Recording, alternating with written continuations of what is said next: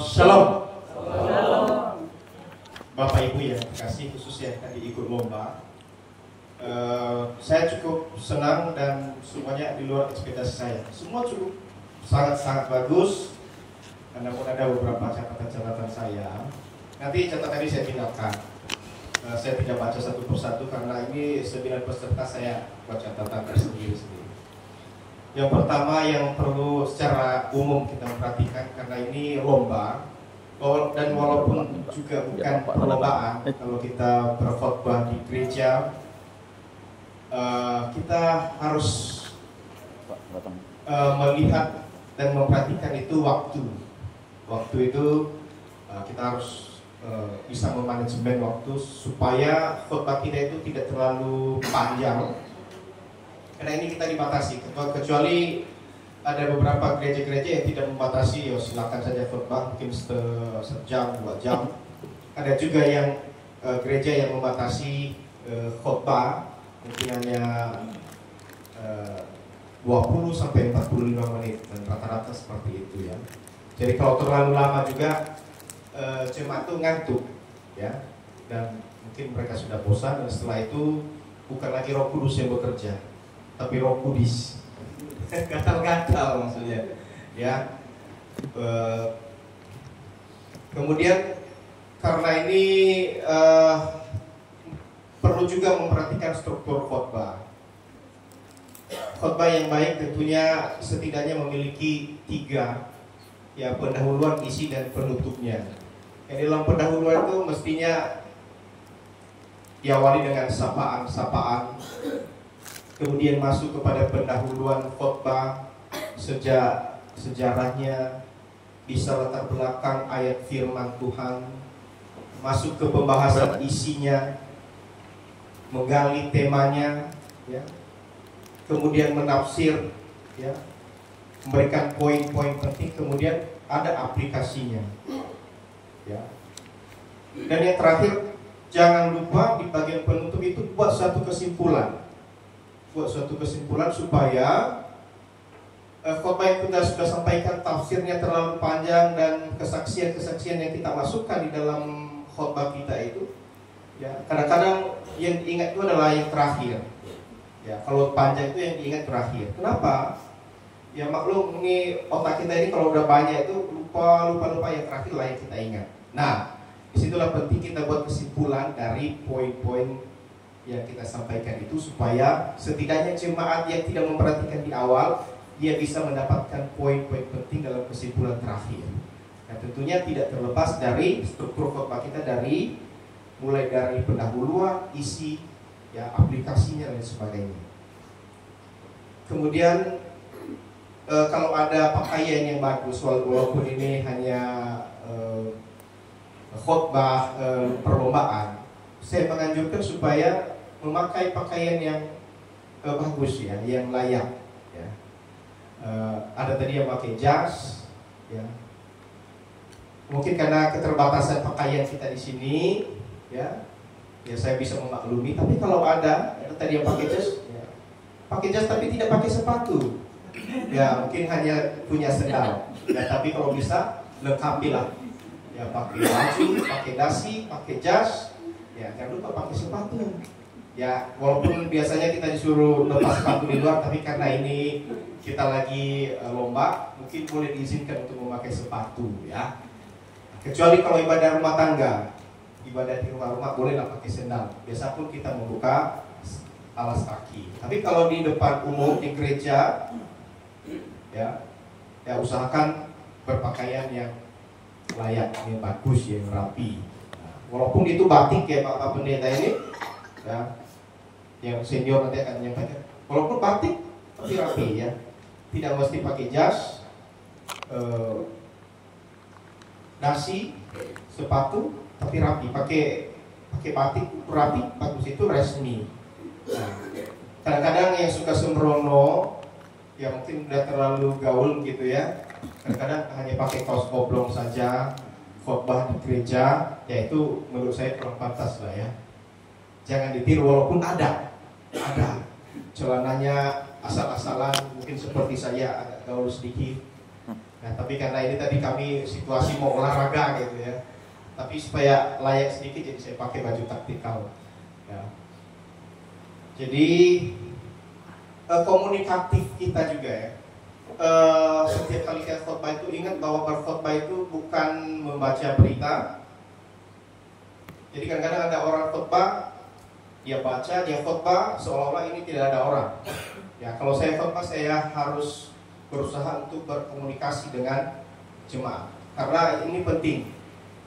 Kalau kita berkomunikasi dan dekat dengan jemaat, maka apa yang kita sampaikan itu mudah diterima. Tapi kalau pendetanya atau siapapun yang berkhotbah di sini dia hanya khotbah saja, khotbahnya bagus, tapi tanpa komunikasi yang baik dengan jemaat, itu juga akan mengurangi rasanya, mengurangi rasa ya. Nah, itu yang harus kita kasih. Pemilihan kata-kata juga harus kita pilih yang bagus. Nah, tadi ini sebenarnya kalau pakai khotbah model begini ya saya anjurkan ini topikal saja khotbahnya. Ya, dan bisa kita kembangkan topiknya itu ya dengan menambahkan ayat-ayat pendukung yang lain. Namun tidak terlepas dari pokok firman Tuhan yang dijadikan tema. Itu ya. Ya, banyak tadi yang kasih pernyataan ini, tapi minim ayat-ayat pendukungnya. Nah, kalau ada ayat-ayat pendukung itu bisa mendukung khotbah kita ya. Apa namanya ya? Ada orang bilang khotbah yang teologis dan ada juga khotbah yang ya kurang teologis saja. Ya, kalau khotbah teologis berarti dia berdasarkan ayat-ayat firman Tuhan, bukan berdasarkan apa yang ada di dalam pikiran saja ya. Itu saja mungkin yang saya sampaikan. Sudah bagus ya. Jangan hanya di sini saja berkhotbah. Ya, setelah keluar dari gereja ini, di kamar, di blok berkhotbahlah. Ya, beritakanlah Injil Kristus, jadikanlah semua bangsa muridku dan baptislah mereka di dalam nama Allah Bapa, Putra dan Roh Kudus. Amin. Amin. Nah, apalagi kalau sudah keluar dari sini, ya harus rajin berkhotbah. Baik, terima kasih. Shalom. Shalom. Silakan Pak Pendeta. Silakan Pendeta Samuel Pasaribu, SPDK MTH. Selanjutnya nanti Pak Edi Santoso ya. Termulialah nama Juga Yesus. Pendeta Paulus memberikan Amin. tips-tips. Terima kasih buat senior Bapak Gembala dan Dewan Juri ya. Semuanya terima kasih. Tadi sudah disampaikan dari Bapak Kementerian Agama April. ya, secara pendidikan dan teknis serta teori bagaimana di dalam menyampaikan firman Tuhan. Tapi saat ini saya hanya mau sampaikan pandangan secara penginjilan. Kesembilan ini, kalau Soekarno bilang begini, berikan 10 pemuda bagiku, aku akan menggoncangkan dunia.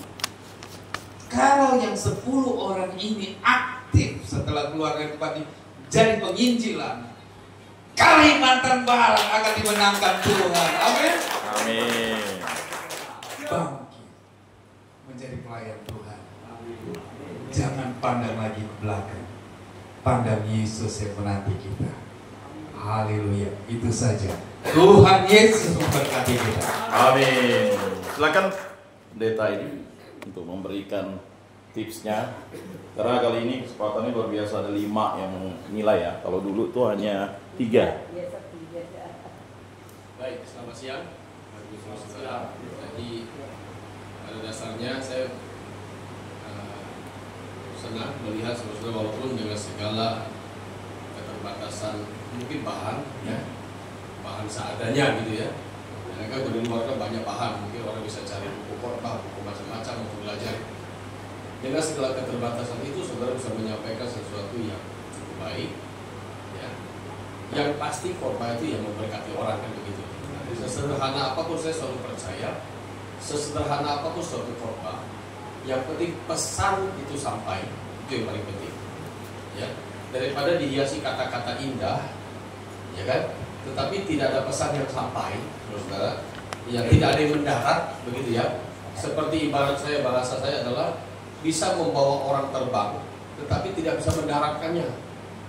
Maka saudara tunggu saja sampai bahan bakarnya habis, makanya akan turun sendiri. Kan begitu, saudara. Jadi penting memang dalam menyampaikan firman Tuhan itu bisa membawa orang terbang, tetapi bisa mendaratkannya. Gitu. Ya. Jadi ada pendahuluan yang baik, tentu harus ada kesimpulan yang sesuai dengan pendahuluan awal. Ya. Jadi saudara, jangan sampai orang bilang naik di pohon nangka, turun di pohon jambu. Ya, itu pun tidak nyambung juga. Naiknya pohon nangka tapi turunnya di pohon jambu, itu kurang baik. Nah, saudara, pada dasarnya, saudara, secara umum yang baik, saudara, hal-hal yang baik sudah kita lihat. Ada tanda kutip bibit-bibit pokok yang baik lah, saudara, begitu kan. Yang penting sebenarnya semua hanya yang penting banyak latihan, kan begitu, saudara. Semakin banyak kita latihan, semakin kita terbiasa. Tetapi kalau kita sudah terbiasa, jangan senang jadi yang biasa-biasa, ya kan? Ya, buat diri kita menjadi luar biasa agar nama Tuhan dikenal secara luas oleh sebanyak mungkin orang dan nama Tuhan semakin luar biasa, ya, untuk dipuji dan dimuliakan. Baik, saudara, saya rasa itu saja sedikit tips dari saya. Yang penting poinnya adalah pertama bisa mendaratkan sesuatu, ya, di hati jemaat. Jadi jangan transfer pengetahuan saja, tapi transfer hati, gitu ya. Karena korban itu sudah mentransferkan sesuatu, saudara. Ya, kalau kita sampaikannya hanya sebatas otak kita, hanya sampainya di otak orang, gitu. Tapi sesuatu disampaikan dari hati, mendaratnya di hati orang. Kita berharap khotbah itu sebenarnya tidak sekedar mendarat di pikiran orang, sehingga itu menjadi sebuah wawasan, penambah pengetahuan, sehingga dia nanti lama-lama jadi farisi yang pandai ngomong tapi tidak pandai aplikasi, gitu ya. Tapi yang paling penting adalah hati, ya. Maka saudara, penting sekali walaupun ini hanya sebuah perlombaan mungkin ya, tapi penting sekali menyampaikan firman Tuhan harus dengan doa yang tulus di hadapan Tuhan, gitu ya. Saudara, kemudian satu hal yang mungkin saya sedikit bukan mengkritik ya, tapi saya sedikit memberi masukan soal durasi waktu tadi. Saudara, kalau ditentukan 10 menit, ya cobalah 10 menit tetap ya, saudara. Itulah namanya manajemen waktu, ya kan? Pengkhotbah harus bisa memanajemen waktu, jangan larut dalam keasikan, sehingga saudara keasikan itu mengganggu konsentrasi orang lain, ya kan gitu. Akhirnya sesuatu yang sebenarnya awalnya bagus, tapi kemudian tidak dapat diserap dengan baik karena sudah terlalu melebar kemana-mana. Ya, baik, terima kasih kesempatan saya untuk memberikan sedikit masukan, sekiranya memberkati kita semua. Amin. Selanjutnya Pendeta Paulus, silakan Pak. Ya, semuanya memberikan ilmunya, transport. Haleluya. Tepuk tangan buat kita semua. Haleluya. Haleluya. Satu pesan tadi sudah bilang kalau kita terbang kita harus tahu turunnya seperti apa. Tapi saya mau katakan hari ini semuanya bagus, ya. Sekalipun keterbatasan yang luar biasa, tapi saya percaya pesan saya adalah sudah belajar firman harus doa, ya. Jadi perbanyak doa dan puasa, sehingga setiap kata-kata kita yang keluar mengandung kuasa Tuhan. Karena firman itu punya kuasa, pasti akan mengubah setiap orang. Dan saya percaya kalau saudara dipulihkan, orang lain pasti dipulihkan. Jadi pesan saya, banyak berdoa, banyak puasa, ya. Tuhan berkati kita semua. Baik, terima kasih. Selanjutnya saya yang terakhir dan mengumumkan apa yang telah dinilai. Baik Bapak-Bapak, para pendeta yang terkasih, para dewan juri yang terhormat, saya sangat sungguh senang kali ini khotbah Paskah yang sebenarnya bukan dilombakan, ditampilkan, tetapi karena memang di sini diminta untuk dilombakan, ya dilombakan. Jadi kali ini spesial ada 4 pendeta ini, ya. Kalau saya katekis saja, ya. Kalau di Katolik itu katekis. Ini ada 4 pendeta yang nilai ini, jadi benar-benar tolong dicamkan baik-baik hasilnya.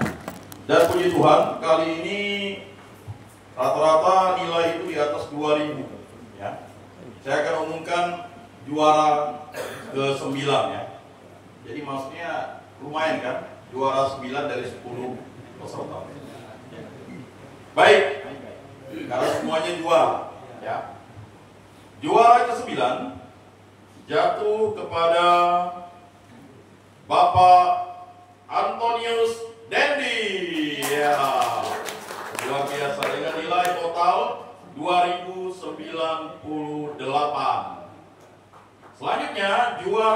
ke-8 yang kita tunggu-tunggu.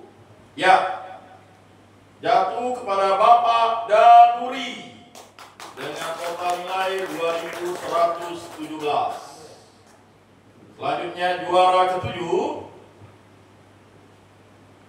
jatuh kepada Bapak Ardiansah dengan total nilai 2.211.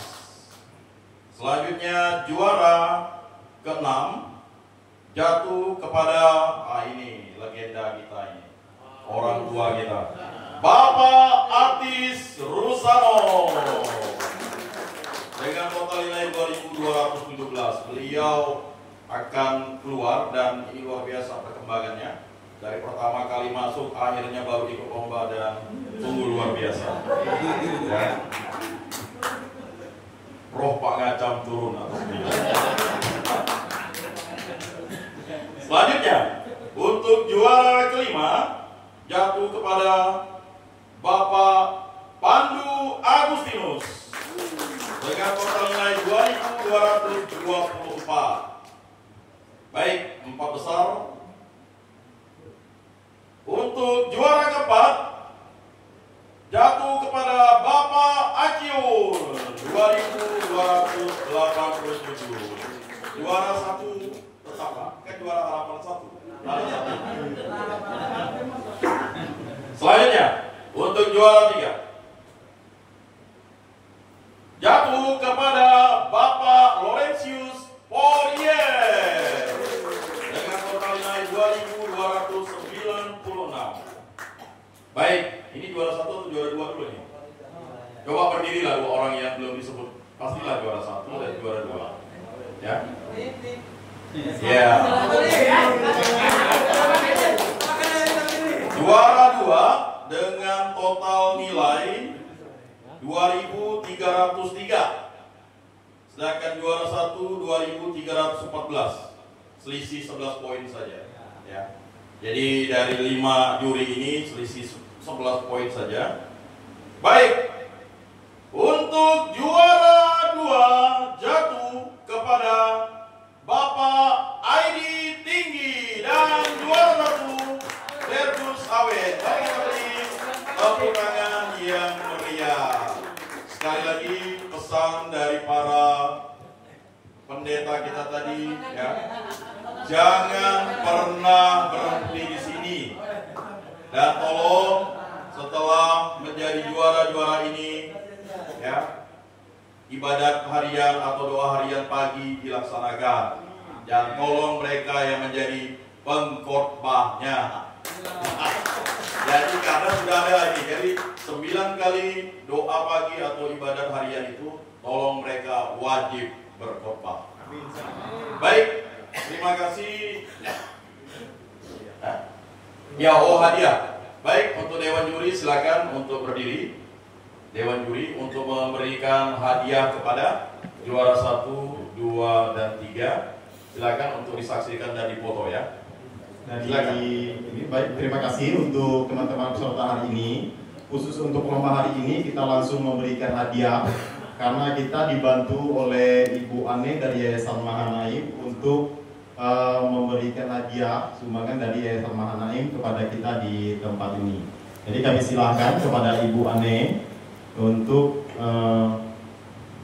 memberikan hadiah dan juga para peserta kami undang kembali. Ini Bapak juara 3 tadi Bapak Laurentius, juara 2 Bapak Aidi Tinggi, dan juara 1 Bapak Tertus Awen. Jangan maju ke depan untuk menerima hadiah.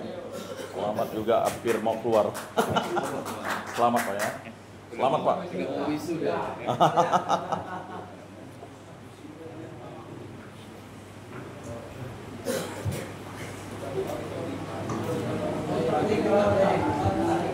Dewan Juri tidak di situ ya?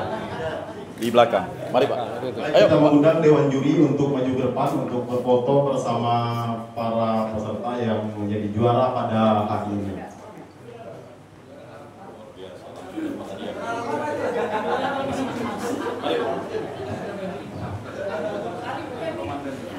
Baik, silakan untuk berfoto dari ya Ibu Ibu Hemi dan Ibu ya, silakan berfoto dulu.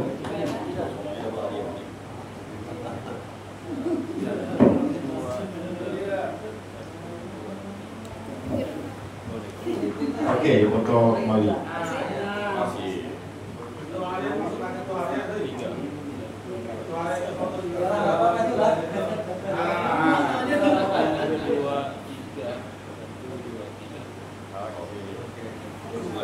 Baik, untuk menyerahkan hadiah juara ketiga dari Bapak.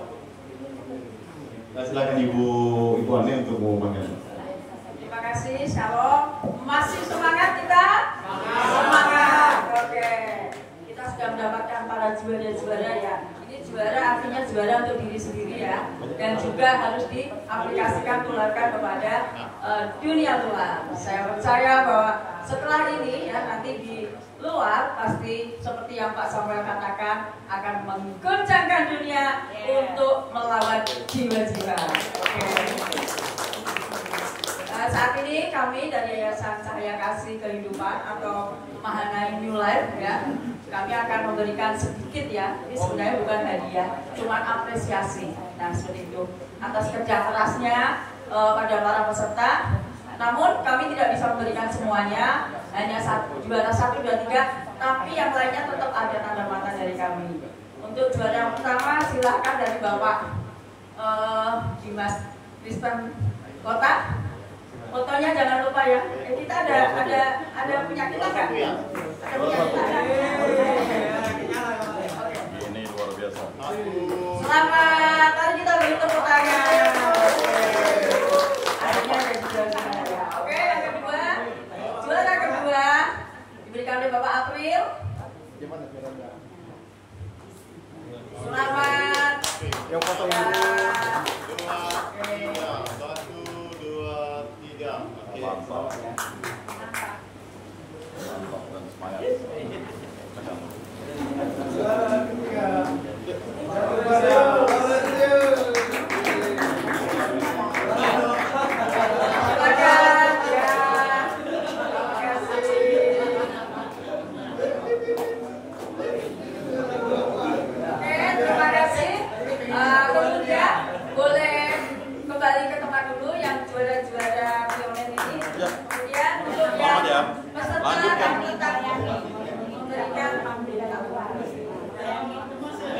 Maaf ya, tadi ada salah teknis. Ada salah teknis, ada yang untuk peserta, jadi mau kami ambil lagi. Maaf karena tadi salah. Maaf ya. Botolnya satu.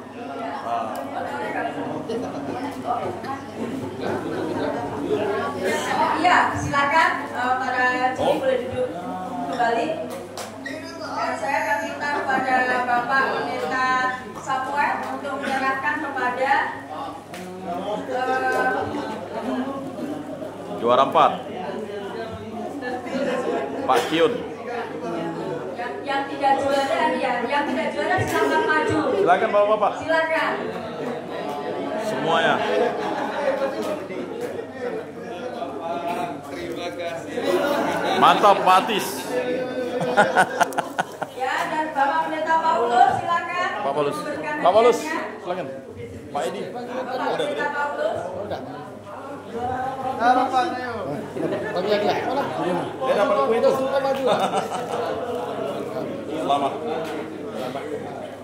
Selamat ya. Selamat Pak Dendi. Selamat ya semuanya. Mohon maaf ya. Kami tidak bisa berikan banyak, tetapi itu tanda kasih kami ya supaya tetap ada tali kasih di antara kita. Oke, demikian ya.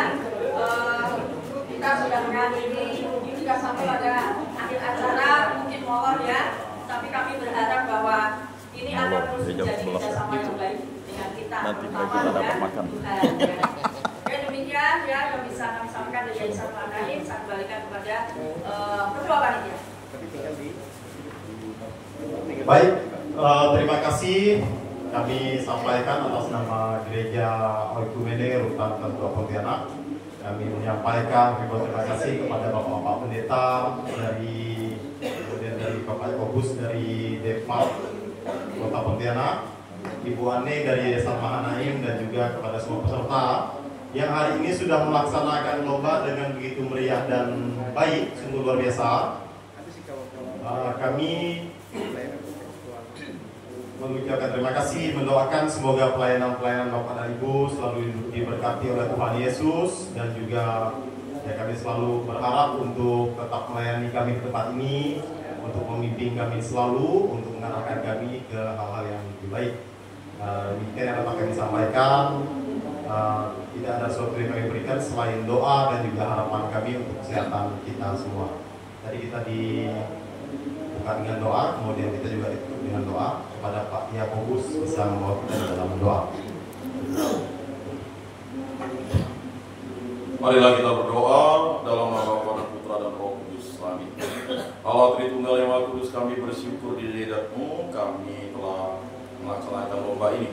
Semoga karya agungmu, misteri Paskah yang kami rayakan beberapa hari ke depan akan menjadi tanda rahmat bagi kami bahwa pesta terbesar dan sejarah hidup manusia dalam pesta Paskah. Berkatilah kami yang hadir, semoga kami dapat terus memberikan kekuatan semangat kepada saudara-saudara kami yang berada di tempat ini, dan bagi saudara-saudara kami yang berada di tempat ini selalu bersemangat, hidup rukun, damai dan sejahtera, dan selalu diberkati dalam setiap langkah hidupnya di tempat ini. Kami akan pulang, kami akan melanjutkan segala kegiatan. Berkati lindungilah kami dan sertailah kami selalu. Semua doa ini kami serahkan dengan peraturan Tuhan kami Yesus Kristus yang kita meraja, hingga sepanjang segala masa. Amin. Dalam nama Bapa dan Putra dan Roh Kudus. Amin. Selamat siang, salam sejahtera untuk kita semua. Salam.